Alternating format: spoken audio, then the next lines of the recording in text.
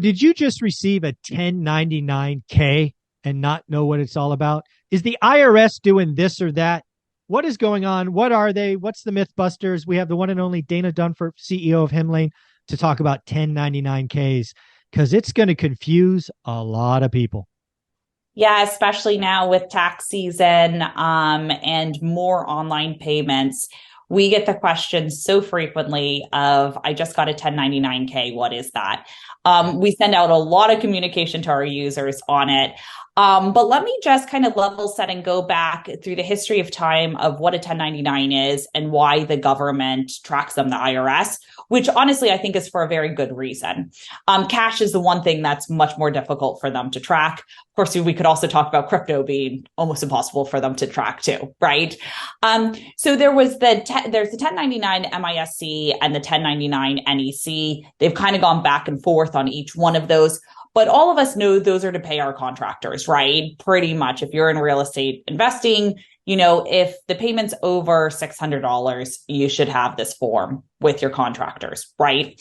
Now, that is one 1099, and that's not the one I'm going to talk about today. The one I'm going to talk about today is called the 1099K. And that is basically the IRS saying, if you use any online payment processor to process a payment from, let's say, me to Michael. So let me just say I do it on Venmo. That is tracked for a 1099K. I do it on PayPal. That's tracked as well. Anything that's for business on any transaction platform. And why it's so important for real estate investors is real estate investors have higher volume of transactions. So they're more likely to hit the 1099K threshold because they're doing rent collection, which rent collection is thousands of dollars every month. And so the IRS traditionally has said, if you receive over $20,000 of payments, so this is just payments, this is rent collection, anything like that, and you've processed over 200 transactions, you will get a 1099K in the mail from Venmo, from PayPal, from Hemlane, from any system you use for online transactions. And by law, we are required to send those to you. So now, again, the law is 20,000 and how many transactions? And over 200 payment transactions. And is it or? So it's and. No, or, yeah. But this is really interesting, Michael, which is why I'm bringing it up for 2023. About 6 months ago, the IRS sent to all payment processors, including like Hemlane, they said, you know what? Instead of this 20,000 and 200, we're going to bring it down to the 1099 NEC requirements of anything over $600. I saw that. And so then what would happen is if, let's just say you send security deposit back to your tenant, now your tenant is also getting a 1099K.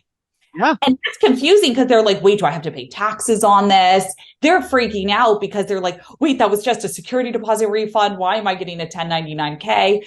So rest assured, this is not from an accounting perspective. You send the 1099K to your accountant, but what they do is they put it under your gross receipts and then they net it out. So it's not going to impact the bottom line. It's more of just to track who's paying who and how much money is flowing in the online system.